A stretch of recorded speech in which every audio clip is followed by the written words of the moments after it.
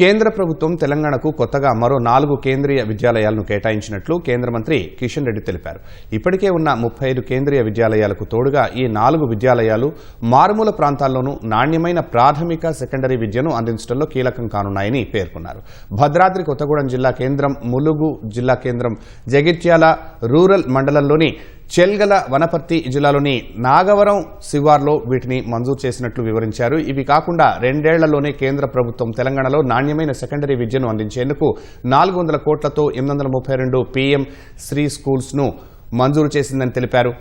దేశవ్యాప్తంగా PM Shri schools కోసం ఎక్కువ కేటాయింపులు అందుకున్న రాష్ట్రం తెలంగాణనే అని తెలిపారు. సమగ్ర శిక్ష అభియాన్ కింద 2 ఏళ్లలో తెలంగాణకు కేంద్ర ప్రభుత్వం దాదాపు 2,000 కోట్లను కేటాయించిందని వెల్లడించారు.